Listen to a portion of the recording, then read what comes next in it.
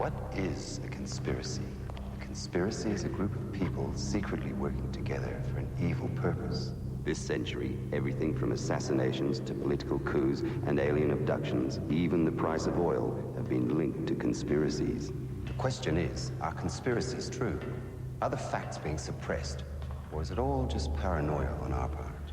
Amongst all the innuendo about media suppression and government cover-ups, it's obvious to some that hidden forces constantly manipulate our lives. Whether we realize it or not, conspiracies affect us all, and they continue to flourish because they remain unsolved. To investigate the truth, we need to look through the maze of unanswered questions and uncover the secrets of what we call conspiracies. One of the most notorious conspiracies of this century claims that the Earth has been contacted by alien beings and that the governments of the world have kept the truth hidden from us. Over the last 40 years, an impressive volume of information has accumulated as evidence that the US government has alien spacecraft stored in vast bunkers beneath the Nevada desert. Las Vegas, a neon city in the dead heart of the Nevada desert, a city whose lights have long sheltered visitors from the harsh and hidden realities of its barren locality.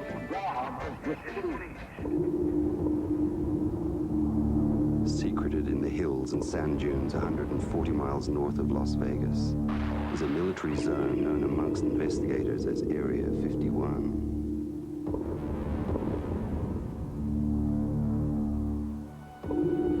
Well, we definitely have a base here that the government won't talk about. A large Air Force base on the shore of Groom Dry Lake. Very large hangars, large satellite dishes. Probably the longest runway in the world. Security here is certainly intense. On the inner perimeter, you have who knows what sort of sensors. On the outer perimeter, you have what we call the camo dudes. They wear camouflage fatigues with no insignia. They drive white Jeep Cherokees with no government markings. Very sinister force. It's a paramilitary force essentially patrolling both their military area and the public lands adjoining. John Lear, son of Learjet inventor William Lear, is one of the world's most decorated aviators. His revelations were instrumental in exposing the covert activities at Area 51. I think they used it as an underground area to hide recovered discs as early as 1948 or 49. They're here, they have an agenda, and there's not the slightest thing we can do about it. Area 51 is no doubt part of the larger CIA/military infrastructure, which permeates the entire globe. At least 35 separate different craft. We were being visited by at least 10 different species of aliens.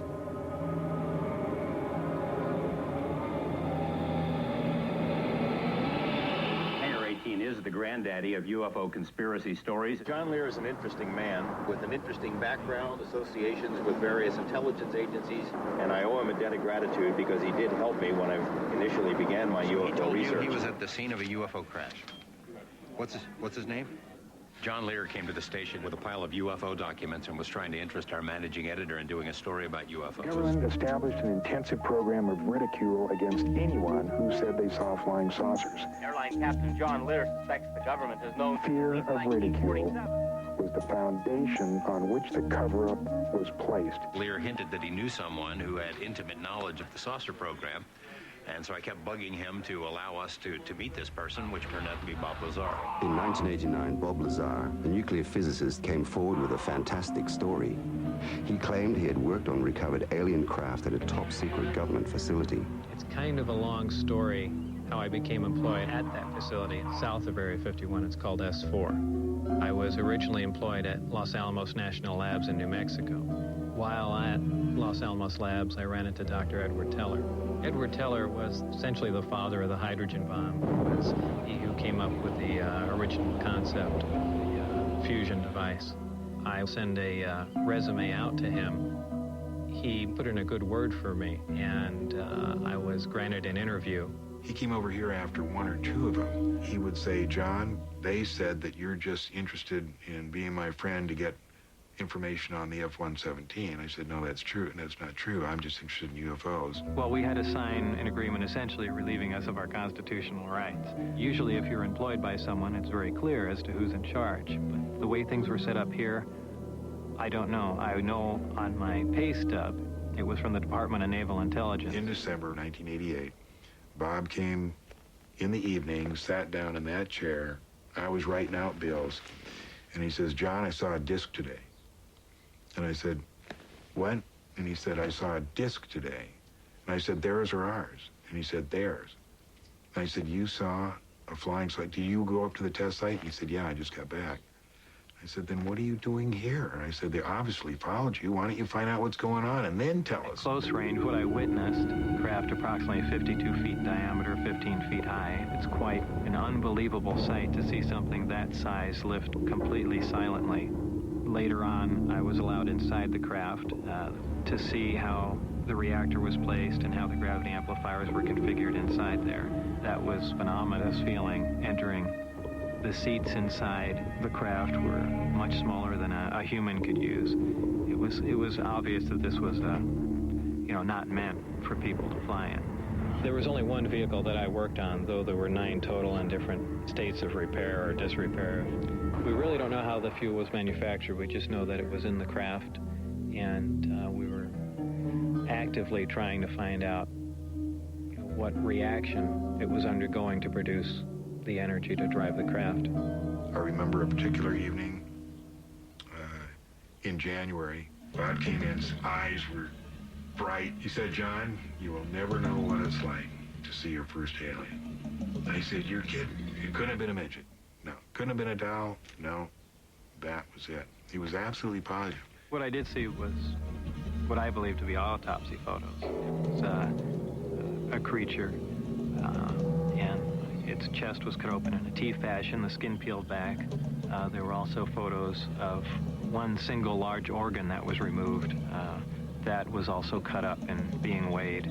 Whether or not they're absolutely authentic, I can't say. I can only assume because I was working on a craft that I know to be of alien in nature, that the other material that came along with it was probably authentic also. I had the test flight schedule for what was going on down at S4. I said, well, how can we see it? He said, I know we can, a place where we can drive in. And we no sooner got out of the motorhome when this thing came up behind the mountain. From that distance, it was just a light. But when I got the Celestron 8 focused in on it, it was a flying saucer. And just a few minutes ago, we saw one of the government extraterrestrial UFOs fly over there. We all watched it for about 7 or 8 minutes. We're going to stay here for another couple hours here to see if we can show you folks an actual extraterrestrial flying saucer being flown by the government. They performed maneuvers that were not aerodynamically possible with any other craft, and the fact that it glowed, which happened to be a byproduct of how the craft operated. We're looking at a craft that was traveling huge distances, both to the left and the right, instantaneously. Because we got away with it that night, it kind of became a habit, more or less, to keep going out there. And on one night, we got caught. We had Geiger counters, film, video cameras, still cameras, everything. I started setting up the telescope, and about that time, the Broncos come up and said, what are you guys doing here? The following day, I was taken in for debriefing and threatened, and really that's when the falling out more or less started with me and the people at S4. The day just ended, and notes were taken and other people were brought in, and I left wondering exactly what was going to happen. 20 miles from Area 51 along Highway 375 in the small town of Rachel, locals have noted mysterious and disturbing events for years. People gathered here to discuss the sightings that they'd had. In most places, you can't talk about that kind of thing. You can't find a place to go. That big around, and kind of the color maybe of a flashlight, but a long streak as it came through. I saw a yellowish-white bright light rise up from the hill back over in this direction, skyward, hang motionless for 2 or 3 minutes, then slowly start to descend. Between 89 and let's say 94, every time I came out, I saw something. It would do a circle and it would go straight up, then it would drop, and it would go left or right. Well, I'll tell you, I covered organized crime here in this city for a number of years. I have dealt with a lot of mob witnesses who told me that they were afraid of being bumped off by the mob. People are more afraid of our government than they are of organized crime. They're worried they're going to get killed. I was constantly followed. My friends were harassed, shot at. When he got his tire shot out on the freeway, this was the first place he came. And he said, I'm going to turn myself in. I said, relax, just, stay here for a while. The news director and I went up to John Lear's home and met Lazar. We interviewed him for a period of several hours and were convinced this is a really interesting story. Hello and welcome to a special edition of On the Record. Groom Lake, Nevada is one of the most secretive spots on the planet. It's located on the northeast edge of the Nevada test site and is said to be where numerous top-secret weapons systems have been tested over the years. According to some UFO researchers, it's also where the government is test flying alien spacecraft. Well, there's 9 flying saucers of extraterrestrial origin that are out there. The propulsion system is a gravity propulsion system. The power source is an antimatter reactor. This technology does not exist at all. What about aliens? Any of those up there at Groom Lake? I really want to steer away from that right now. The first interview I did on TV was in silhouette. Everyone knew what I looked like at S4, but I didn't want to push back too much. I just wanted to say, hey, leave me alone, and it was hands off after that. No one had followed me. It had the desired effect. Everything stopped immediately. Most of my documents, as far as my past history, vanished. And that was not a natural occurrence. Further harassment by the authorities brought Bob Lazar to court facing minor charges of pandering. The judge found it almost impossible to determine his identity. That shows that he worked for the United States Department of Naval Intelligence. I also note that he is in fact listed in the Los Alamos National Laboratory telephone directory. It's obvious that it's very difficult to get information on Mr. Lazar from government sources, enormously. Well, we can't verify his education background. The claims for a master's degree from MIT and Caltech simply cannot prove it. He can't come up with any diplomas, can't come up with any professors, can't come up with any classmates who would verify his story. Trying to make me a non-person, something where I couldn't prove my background, so anything I said really wouldn't be listened to. However, I have been able to verify a lot of things about his background that make sense. We know he worked at Los Alamos Lab. He knew about the existence of a place called S4. Well, I confirmed with the government there really is a place called S4. I had never heard about it before. They say it exists. They just won't tell me where it is. When the Lazar story broke in '89, the UFO watchers swarmed around this area, and they discovered 2 hills. One of them is called White Sides Mountain. It's the mountain with the white sides in the distance.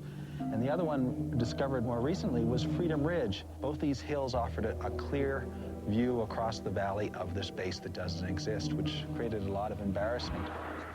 Within the past year, the government seized an additional 4,000 acres of land around Groom Lake, the land on which people would peer down on the base. I have interviewed now more than 24 people who've worked at that facility, who all tell me bits and pieces of the same story. That story being, we've seen these disc-shaped craft. Some of them have just seen these things sitting in a hangar. Some of them have seen them in flight. But clearly that many people telling you that they've seen something over and over again over all that time period suggests that something really is going on out there. And there are a number of photographs that have been taken out there of odd objects in the sky, disc-shaped objects. There are videos that were taken out there by people who are out in the desert looking to see what they can see. We're about 2 miles from the military border now on public land. I used to map these sensors, record their locations using the radio, and then if you want to sneak around, all you have to do is simply pull the power plug, and you're free to pass by. And then after you've passed by, you put the power plug back on. These cables here are connected to magnetic cylinders buried beside the road on either side, and I'll show you them. Follow this cable under here. There you have the sensor unit. This detects any big piece of metal going by. There are live guards on the top of various of these hills that are always there 24 hours a day. Their only job is to watch the desert. The saucers are in fact gone from Area 51 because too many people are out there in the desert looking for it. No, I'm quite sure that testing stopped years ago. I doubt very much that the base is even any longer there. The remnants of it might be. One of the earliest locations to be suggested as a possible storage place is the facility at Pine Gap in Australia, because of the top-secret facilities that are already there. Where would I put him? I'd put him in the South Pacific. Cover-up probably started for pretty good reasons back in the late 1940s when the modern UFO era began. It's likely that our country really didn't know what was going on. We didn't know where these things were from, what they were here for, what they wanted from us. And there probably really was a danger that there might be an outbreak of panic if the public were told that these things are from somewhere else. But so many lies have been told over the years since then that I think that once the cover-up is exposed, if in fact that ever happens, that some of these military people would go to jail. The government is in a holding status quo. They're just waiting for whatever the aliens are going to do. We know that Lear was intimately connected with the CIA. People connected with the CIA tend to stay connected with the CIA. From the government people that I know, they say the next 5 years is going to be very interesting. The government wants people to be confused about Area 51. The government wants to think these dancing lights are UFOs as opposed to advanced weapons systems. They don't want us to have an in-depth knowledge about their strike force capabilities.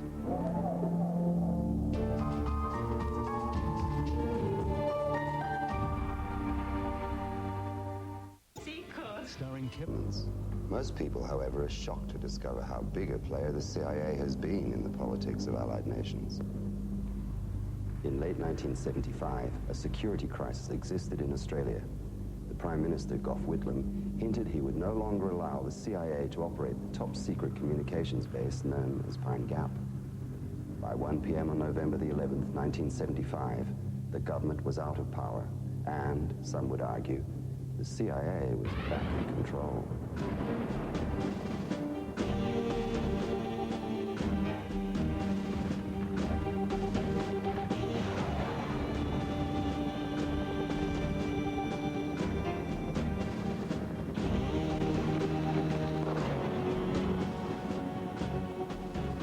Well, may we say, God save the Queen. Because nothing will save the Governor General.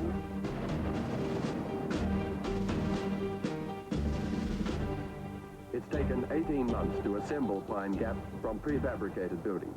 Now, no aeroplane can fly closer than 2.5 miles to the base. The secrecy is total. Since we agreed in December 1966 the Americans could build it, Pine Gap near Alice Springs has been the center of speculation on the CIA's activities here. Officially, it's an experimental space station. Pine Gap was to be a joint facility run by the Defense Departments of Australia and the United States. Stallings and another senior CIA man, Victor Marchetti, drafted the Pine Gap Treaty, laying out the ground rules for cooperation between the two governments. Officially, this executive agreement between the Australian and US governments stated that all surveillance information gathered at Pine Gap would be shared equally.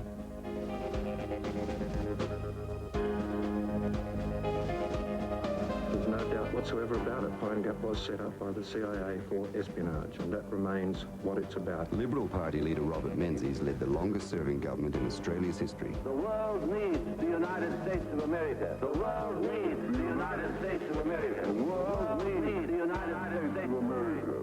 Strong links between Australia and the US had been formed, allowing for a proliferation of top-secret bases. All that was about to change. The first Labor Prime Minister of Australia for 23 years, Gough Whitlam. Would you trust your international affairs again to the men who gave you Vietnam? It's a choice between the past and the future. It's time for a new government. When the Whitlam government was elected in 1972, there was considerable concern in Washington. Both raised the question of the American military installations in Australia with particular reference to the secrecy surrounding them. Could you indicate the policy your government will take on these questions? There now need be no secrecy because Mr. Barnard and I can find out whatever we wanted. Christopher John Boyce is serving 42 years in a state penitentiary for counter-espionage. At the age of 24, he was caught selling secrets gathered at Pine Gap to the Russians while working as a cipher clerk at TRW Communications, an alleged front for the CIA.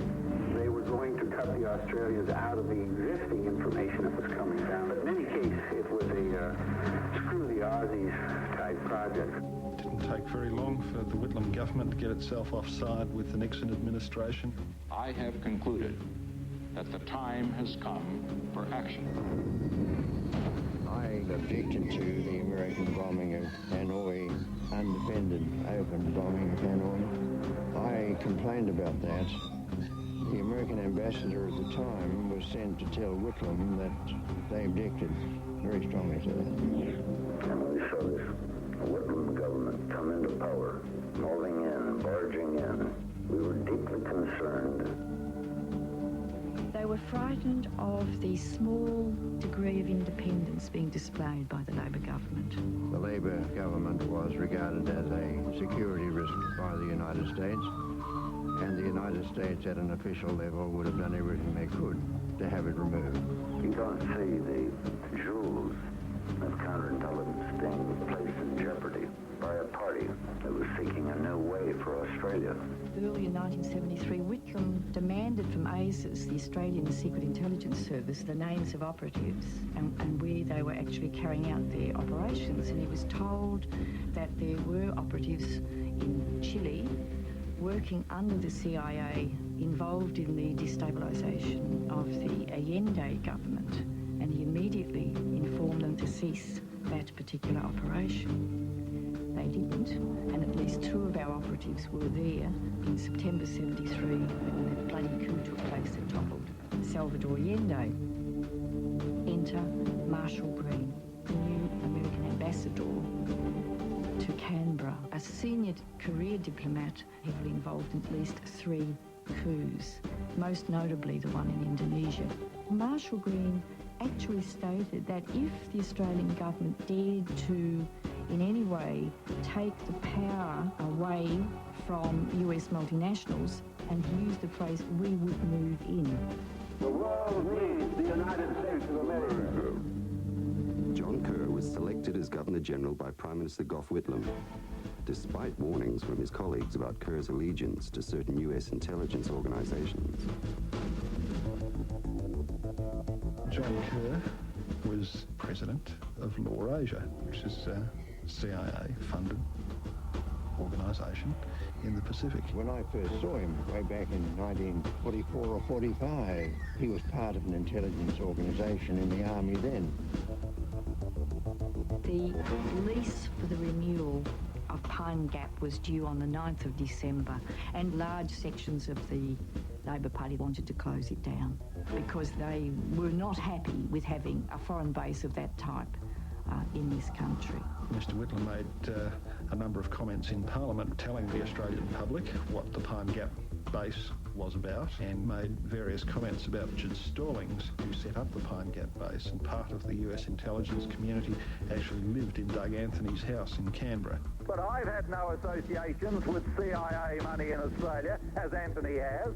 In October, Whitlam sacked the head of ASIS, and this was followed by the sacking of Barber, who was the head of ASIO. It's a tender plant that needs nourishment. Some of the major secrets that deal with the world I was once in were given to the Australian services.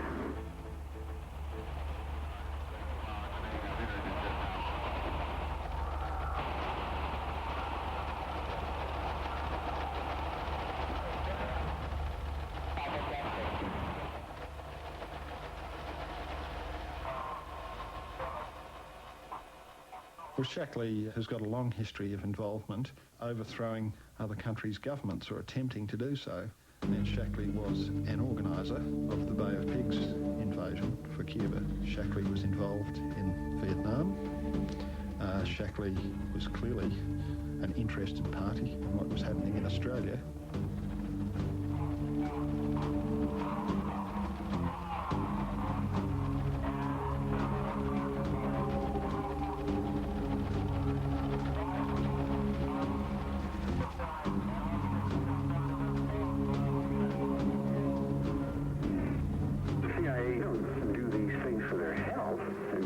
games, there's a goal there, and the goal, I think, was to get rid of Whitlam. That was the whole purpose, I think, was to bring in somebody that they were much closer with and could feel would be more reliable and see things more their way.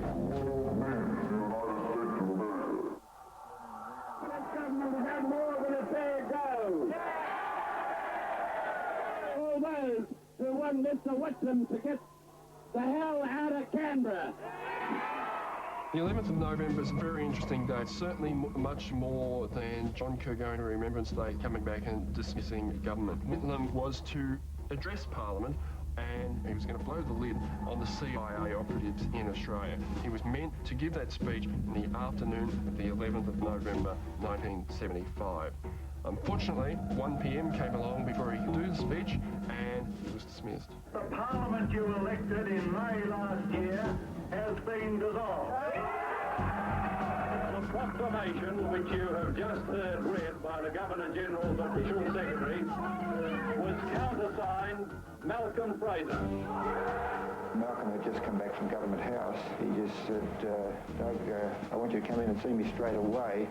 He said, the Governor-General has dismissed the government. I said, I'll be right in. In the most tumultuous day in Australian political history, the Prime Minister has been sacked, the opposition leader has been asked to form a caretaker government, and both houses of Parliament have been dissolved. 1975 was a watershed period in Australian history. I think, to a great extent, we were pretty naive. You know, we knew about interference in other countries, but we hadn't experienced quite the same degree of it firsthand, and I think we're unprepared for it. It's a chilly, but in a much more muted and sophisticated and subtle form. The parallels between the Kennedy assassination and the Whitlam dismissal are staggering, really. They're both populist leaders, well respected and liked by the people of the country. Both threatened the CIA in one way or another. Kennedy threatened to scatter it to the winds after the Bay of Pigs fiasco. Whitlam threatened to close the bases. Whitlam withdrew troops. Kennedy threatened to withdraw troops. That military mindset, Joint Chiefs of Staff and the CIA, and in doing so, they had to hit back. So Kennedy was shot in Dallas. You don't need an assassination down here in Australia. You just need to have the Governor-General in your pocket, and same outcome. The end of the government. Did the CIA orchestrate the downfall of an Allied government?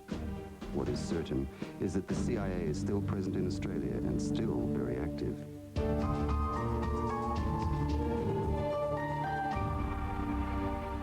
In Never Say Never Again, 8:30 Sunday. This century has been dominated by the car and the combustion engine. Despite 100 years of progress, we are still driving vehicles which are essentially the same as when they first appeared. The reason, according to some, is due to a secret pact between big business and big government to stop new ideas being developed. Despite threats to their lives, inventors and renegade scientists persist in their search for that ultimate free energy machine that will revolutionize technology. I had the Aristotle Onassis Foundation come to me and say, we could send a bomb in here and blow you to bits. The people are threatening you, cutting off your support, putting your multimillionaire backer in a mental institution, turning off your radio station, intimidating your companies into bankruptcy. Then it's time to go. Well, free energy threatens the people in power because they are in power because of monopolies on what's termed fossil fuels, coal, gas. So the basic power structure of society is threatened. Anybody that has two eyes in their head can see the environmental effects of burning things and what they're doing to the world. And collectively over this planet, I mean, we're eating ourselves to death, and so we need some energy from someplace which doesn't depend on burning things up. Right now, we have the entrenched energy monopolies and cartels. You know, we have OPEC, and we have the 7 sister oil companies that control all the oil and energy. But what people have to understand is that the people who run the energy business in this world, which is the biggest business on the planet, turning over $4 to $5 trillion a year, it's bigger than guns and drugs, it's bigger than defense. They control the newspapers, they control the governments. But these companies are so big that they regulate the government, which regulates them. It's not free. Nothing is free. But cheap and efficient energy exchange is a viable concept. Now I say that everything in this universe is free energy. It's been dreamed of for hundreds of years that somewhere, someplace, as Tesla said, man will hook his machinery to the very wheelwork which drives the universe itself. The history of science is the history of the suppression of great inventions. A few classic stories. Nikola Tesla. Nikola Tesla is regarded as the founding father of free energy. His astounding developments in the generation of alternating electrical current are still being used today. His most notorious project involved the transmission of wireless electricity into the atmosphere, which allowed for unlimited power to be freely accessed by everyone. When his financial backer, J.P. Morgan, realized that this power system could not be metered, all funding was immediately withdrawn. Tesla's electrical broadcast towers were dismantled, and through Morgan's many close connections with the media and government, Tesla's career was destroyed. In 1977, Bruce De Palma unveiled the first prototype of the N machine, an electrical generator which uses rotating magnets to generate up to 5 times more power than it takes to drive it. I know about the fact that the Japanese government and the Indian government have ongoing projects to produce N machines for domestic power. My partner is Paramahamsa Tiwari, who is the director of the Nuclear Power Corporation of India, which operates all the nuclear plants in India. In late 70s, I learned from Bruce De Palma that he had carried out certain crucial experiments by rotating electromagnets. Tiwari tested a prototype based on De Palma's N machine under laboratory conditions.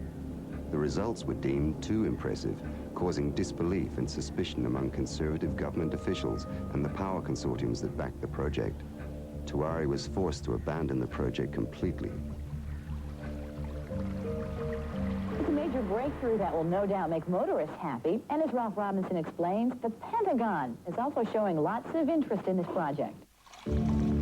U.S. inventor Stan Myers released his water-powered car engine in 1988. The Pentagon flew a lieutenant colonel in last week to look at Myers' invention. There's talk of possibly using it in the Star Wars defense program and to run Army tanks. Myers found it virtually impossible to secure financial backing after certain Pentagon officials paid him a visit. A number of similar inventions were developed and tested all around the world. My best friend was killed over this matter. There's a chap here, about 10 minutes away from here, driving. He has been running his car on water since 1986 with the government's permission, provided that he keeps his mouth shut. And with regular intervals, using his own words, they keep warning him to keep his mouth shut. One of our colleagues who have been running car on the water for the 10-year period now, he reckons that it's 26 times more powerful than petrol.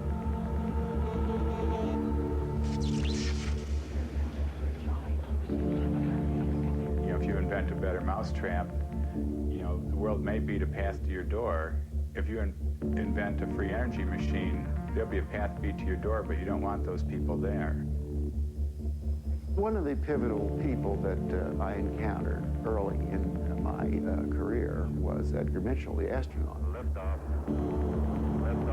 Edgar J. Mitchell, an Apollo mission astronaut, founded the Noetics Institute in Southern California.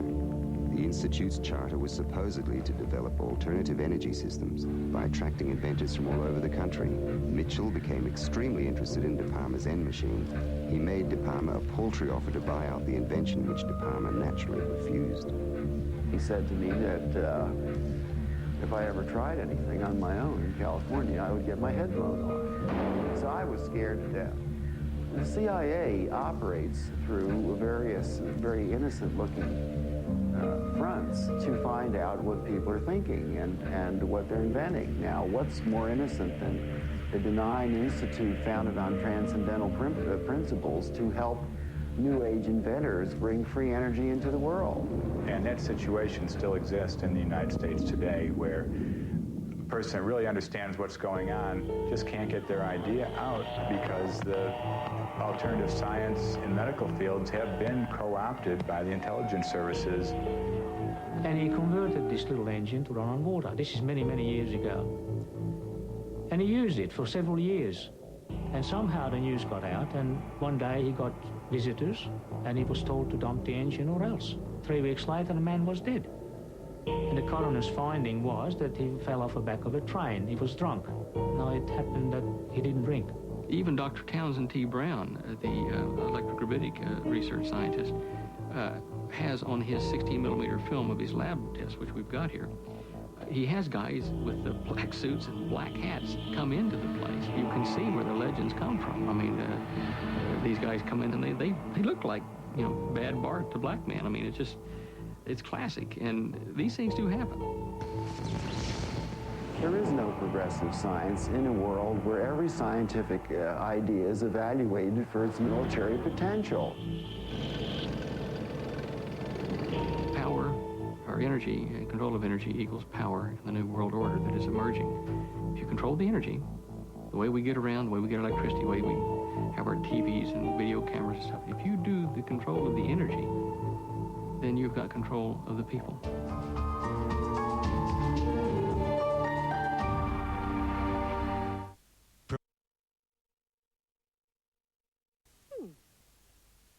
Some believe that all conspiracies are connected. Each conspiracy leads to another, and eventually they all lead to one grand global conspiracy orchestrated by an ominous network called the New World Order.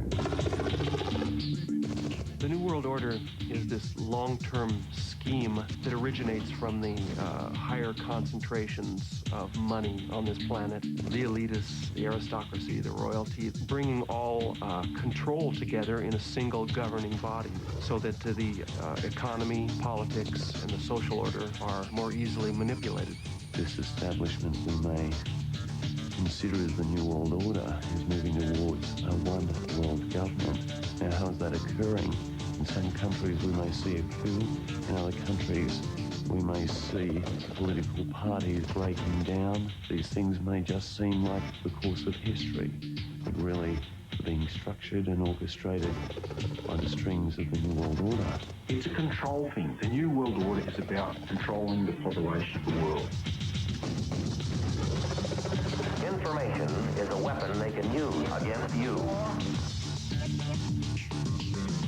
The New World Order is very closely linked in with the international banking cartels, and those groups now are manipulating national governments through debt. It's very clear that there's a dozen or 13 family dynasties that collectively control the USA and the banking cartels that form the core banking entities in the world today. These banking families have been doing this for decades. They make the wars. They make and break nations. Cash for all of the people all of the time. The Rockefeller interests are one of the prime groups that control some of the biggest banking organisations in the world, and through that, certainly they are major players in controlling the US Federal Reserve, and the government of the United States toes the line to the Federal Reserve because it is privately owned and it pulls the purse strings. New World Order. I saw the Gulf War as an exercise in terror. It was a staging of a war which would shock the world. New World Order. When the New World Order was declared by President Bush, it was during a war. War was being used to tell people, okay, we are now in control. The enforcement agency for the New World Order is very clearly and inarguably the United Nations. what George Bush was saying to the world with the Gulf War was that we, United States, control United Nations. Just the way it's going to be. George Bush is an exceptional case because he was the head of the CIA, and he is fundamentally a Texas oil millionaire. He represents the oil interest. They want to know all about you as an individual. Well, don't take that pencil. There is absolutely a connection between the intelligence agencies of most nations and the New World Order. The orders they get given in many cases are absolutely despicable, and some of the worst of it is in the area of chemical and biological warfare experimentation, mind control, assassination, manipulation of foreign governments, things where America has become what Ronald Reagan referred to as the evil empire.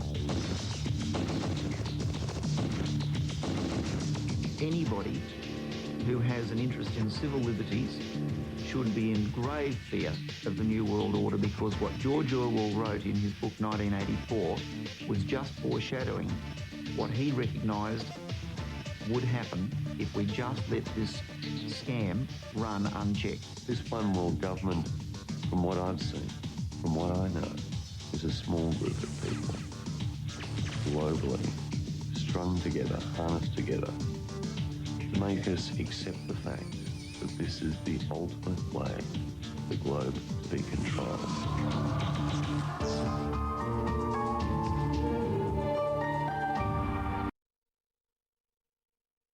Groups manipulating events as a strategy to control the globe? Nobody knows. That's the nature of conspiracies. There's no end to them. As each piece of information is gathered, we simply discover a bigger puzzle. What is evident is that there are no simple answers. Maybe there is something common to all conspiracies that can be discovered by further exploration. All we need to do then is ask the right questions.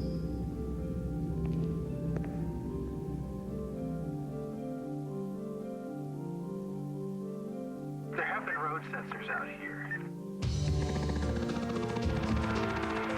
Watch the skies. Something mysterious is about to happen, and the government will do anything to cover it up. Coming soon to 10, the thrilling new series, Dark Skies. And coming up next, Sex Life.